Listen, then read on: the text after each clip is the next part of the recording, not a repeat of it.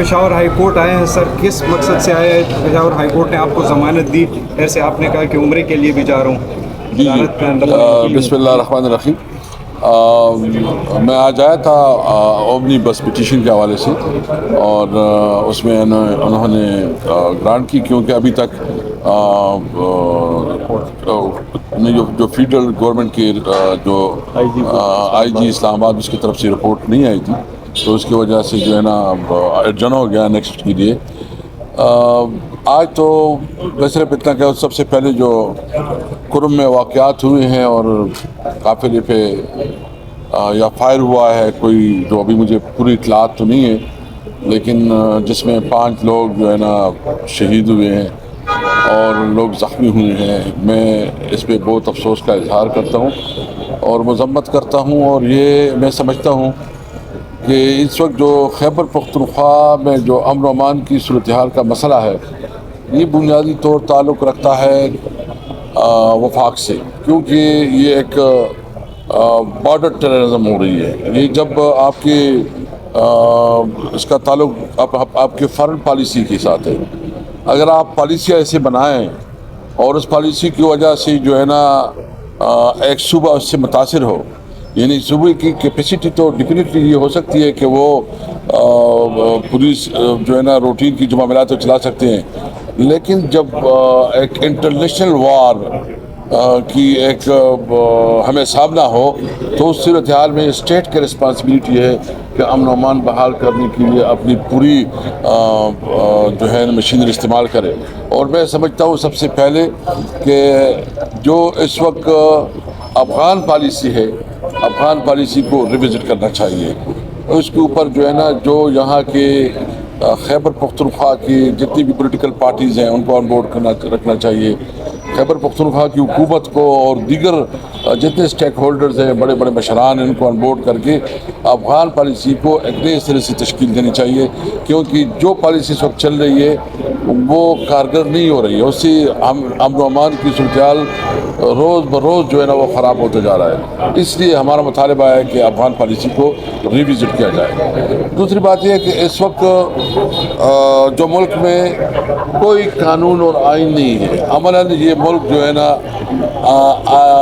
आइनी से मारवा हो गया है। आज इस वक्त जो है ना कानून नाम की कोई चीज़ नहीं है।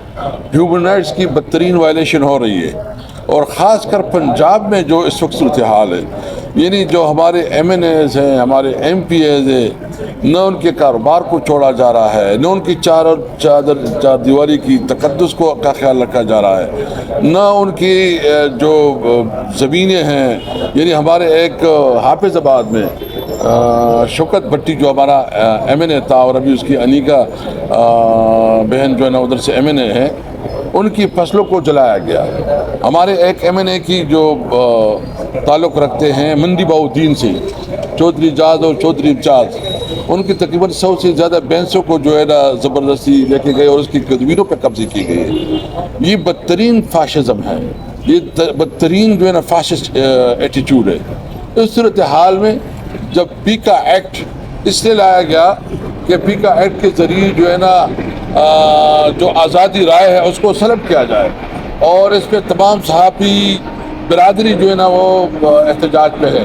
तमाम जितनी भी सिविल सोसाइटी की ताल्लुक़ रखने वाले लोग हैं वो इस पर सराहत एहतजाज है, तमाम पॉलिटिकल पार्टी एहतजाज पे है। लेकिन असम्बली से कानून पास किए जा रहे हैं। आप कानून पास करते हैं उस असम्बली से जिसकी खुद कोई क्रेडिबिलिटी नहीं है, जो कि एक जारी तौर पर वजूद में आई है, जिसकी कोई तस्लीम नहीं करता, जिसमें वो लोग बैठे हैं जो मुस्तरदशुदा है। एक जाली पार्लियामेंट से आप इतनी बड़ी बड़ी कानून साजी कर रहे हैं। आपने 26वीं आईनी तरमीम पास किया, आपने जो है ना उस वहाँ पीका एक्ट पास किया, रोज़ाना की कानून साजी हो रही है। मैं ये अपने कौम के सामने ये कहना चाहता हूँ कि इस कानून साजी की कोई हैसियत नहीं है। جب بھی اللہ نے ہمیں موقع دیا تو انشاءاللہ تعالی وہ جو بھی قانون سازی ہو اس کو ہم واپس کریں گے، اور خاص کر جو صحابی برادری کا اس وقت جو پیکا کے حوالے سے احتجاج ہے، ہم بھرپور ساتھ ہیں اور پوری طرح آپ کے ساتھ دیں گے انشاءاللہ۔ اسد کیسر صاحب، آپ نے قانون سازی کی واپس لینے کے حوالے سے بات کی، تو خیبر پختونخوا کی جو صوبائی حکومت تھی 2019 میں پی ٹی آئی کی، انہوں نے ایک قانون کو جو ہے وہ پورے صوبے میں اس کو توسیع دی تھی، action and aid and civil power of regulation sir. اس قانون کے تحت جو ہے وہ کسی بھی شہری کو سیکورٹی فورسز اٹھا رہے ہیں، مطلب بغیر کسی سرچ وارنٹ کے، تو اس قانون کو جو ہے پشاور ہائی کورٹ نے قلعدم قرار دیا تھا، اور پھر صوبائی حکومت، آپ ہی کی صوبائی حکومت جو ہے ان کے خلاف اپیل دائر کی تھی پشاور ہائی کورٹ کے فیصلے کے خلاف۔ وہ اپیل اب بھی جو ہے وہ سپریم کورٹ میں پینڈنگ ہے، اور یہ قانون جو ہے، یہ جو فیصلہ پشاور ہائی کورٹ نے کیا تھا اس کو معطل کیا ہے، تو اب تک وہ قانون برقرار ہے اس صوبے میں، اور اس قانون کے تحت آپ ہی لوگوں کو بھی جو ہے وہ اٹھا رہے ہیں 9 مئی کے بعد۔ تو کیا آپ جو ہے نا وہ اس اپیل کو واپس لیں گے اور اس قانون کو جو ہے نا وہ قلعدم مطلب دیکھیں، میں چیف منسٹر صاحب سے صوبائی حکومت سے اس پہ بات کروں گا۔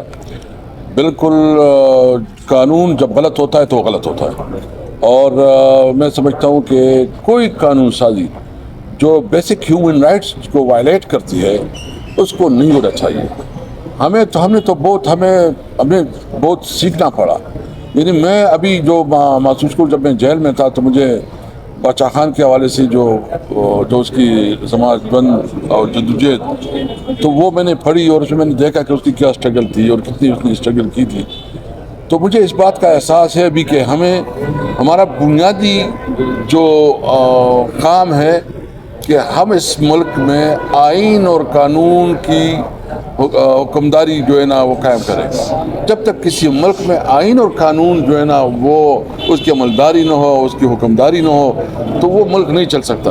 اس لیے ہم اس وقت جو جدوجہد کر رہے ہیں، انشاءاللہ ہم نے ڈیسائیڈ کیا ہے کہ 26-27 اور 27 2 دن ہم جو ہے نا جتنی اپوزیشن پارٹیز ہیں، یا سول سوسائٹی ہے، یا ریٹائر جنرل ہیں، یا ریٹائر ججز ہیں، یا جو ہے نا وکلاء کی جو بڑے بڑے نام ہیں، جو بار ایسوسیشن ہے، اس کو اکٹھا کر رہے ہیں، اور ہمیں کوئی بھی ایجنڈا بنا رہے ہیں، اور وہ جو ہے نا ہمارا جو تحریک تحفظ آئین پاکستان محمود جگزئی صاحب کی زیر قیادت، اور شاہد خاقان عباسی صاحب کی زیر قیادت ہوگی انشاءاللہ تعالی۔ صاحب یہ بتائیے کہ گرین اپوزیشن الائنس نے ملک میں صاف شفاف انتخابات کا اعلان کیا ہے، آپ بھی جو ہے اس ملک میں آئین کی بالادستی اور انصاف چاہتے ہیں، تو موجودہ حکومت اور اسمبلی پہ تو آپ کا اعتماد نہیں، یقین نہیں ہے، فام 47 کی حکومت ہے، تو پھر یہ الیکشن کیسے چاہتے ہیں صاف شفاف، اور آئین اور قانون کی بالادستی کیسے چاہتے ہیں، کون کر سکتا ہے یہ؟ دیکھیں، سب سے پہلے تو یہ کہ یہ جو اس وقت جو بھی الیکشن ہو، اس میں تمام اسٹیک ہولڈر انکلوڈڈ حکومت سب کا اتفاق ہونا چاہیے کہ جو الیکشن ہو کسی کو اس پہ اعتراض نہ ہو، اور سب سمجھے کہ یہ فیئر اینڈ فری الیکشن تھا۔ جب تک آپ ملک میں ایک صاف اور شفاف الیکشن کا بنیاد نہیں رکھیں گے، جب آپ عوام کے ووٹ کو رسپیکٹ نہیں دیں گے، جب آپ جو ہے نا ووٹ کو عزت نہیں دیں گے، تب تک یہ ملک نہیں چل سکے۔ مجھے بتائیں، اگر کہ لوگوں کو پتہ چلے کہ بھائی جان یہ ووٹ جو ہے نا ہمیں اسمبلی میں پہنچانے کے لیے عوام نہیں ہے، یہ ہمیں کسی کرنل سے یا کسی بیوروکریٹ سے تعلق بنا کے مجھے ایم پی اے میں نہیں بننا پڑے گا، تو پھر کس کی کیا ضرورت ہے کہ عوام کے مسائل سنیں؟ کس کی کیا ضرورت ہے کہ عوام کے ساتھ بیٹھے؟ وہ تو کوئی اور سی۔ اس وقت جو قانون سازی ہو رہی ہے، وہ قانون سازی کسی طور پر عوام کے مفاد میں نہیں ہے، یہ قانون سازی مکمل طور پر عوام کے مفاد کے خلاف ہے، یہ صرف اسٹیٹس کو مزید مضبوط بنا رہی ہے۔ اس لیے ہر شہری کے اوپر یہ حق ہے کہ وہ نکلے اپنے لیے، اپنے حق کے لیے۔ اسد کیسر صاحب یہ بتائیں کہ پیکا ایکٹ کے حوالے سے آپ نے بات کی، آپ لوگ اس کا شکار ہو رہے ہیں، صحافی سے شکار ہو رہے ہیں، لیکن 2013 میں اس سے پہلے جب یہ اس طرح کی قانون سازی ہو رہی تھی، نون لیگ نے پیکا ایکٹ لایا تو آپ لوگ اس کے خلاف تھے، پھر 2018 میں آپ لوگوں نے اس کو مزید توسیع دے دی، آپ لوگوں کے حق میں تھا، اب پھر سے وہ پیکا ایکٹ میں مزید توسیع کر دی، سزائے میں اضافہ کر دیا، اب آپ لوگ پھر سے مخالف ہو گئے۔ دیکھیں، سب سے پہلے ہے کہ ہمارے وقت میں جو آیا تھا اس پہ ڈیلیبریشن ہوئی، صحافی برادری کے ساتھ بیٹھک ہوئی، ان کے ساتھ جو ہے نا ڈسکس کیا گیا، جب ان کے کنسرن تھے تو ہم نے وہ نہیں کیا، ہم نے واپس لے لیا، وہ تو ریکارڈ کا حصہ ہے۔ تھینک یو جی۔ علیکم ناظرین، اس وقت کی جو تازہ ترین صورتحال ہے، اسد کیسر صاحب اس وقت موجود ہیں پشاور ہائی کورٹ میں، آپ دیکھ سکتے ہیں اس وقت کی جو تازہ ترین صورتحال ہے۔